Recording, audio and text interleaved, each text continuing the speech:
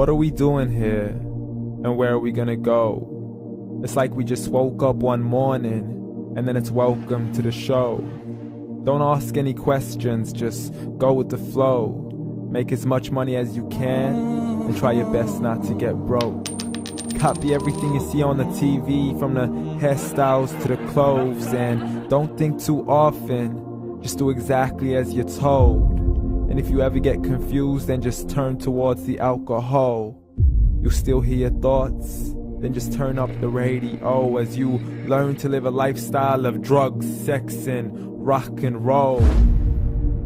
But in all honesty, I just need to know, is there more to the cycle than growing and getting old? Living and dying just to leave behind a happy home and a whole lot of property that somebody else is going to own.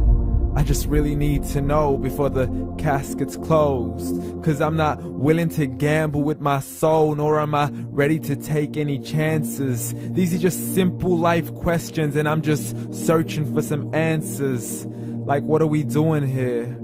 And what is our purpose? How did we get here, and who made us so perfect? And what happens once we go, or is this world all really worth it?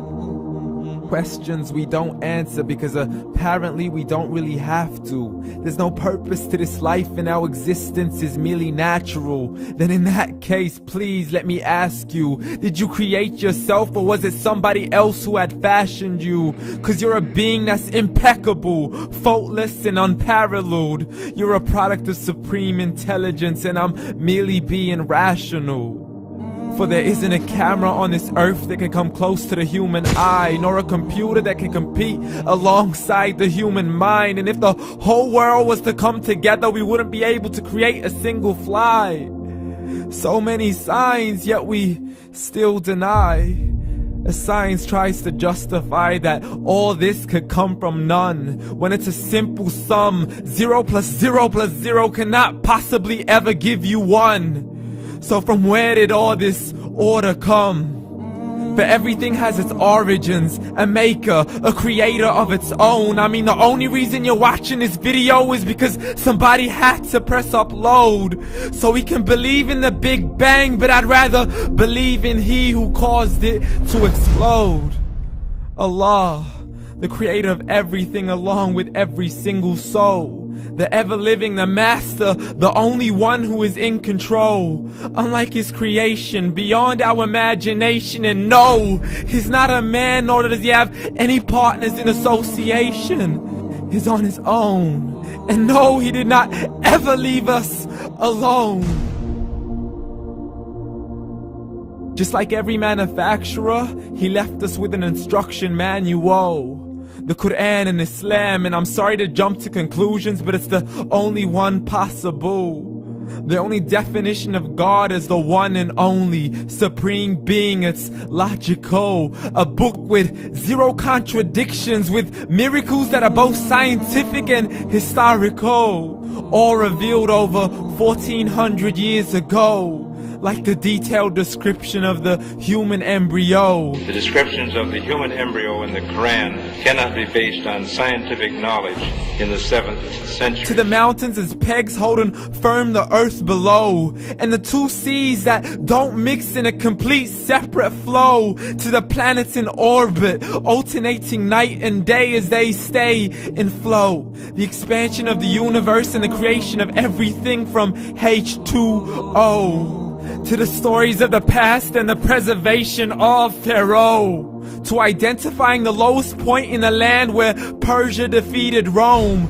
The gushing fluid that created man in the glands between the ribs and the backbone. And not a word has changed, it's still the same. So please explain how all this was known over 1400 years ago.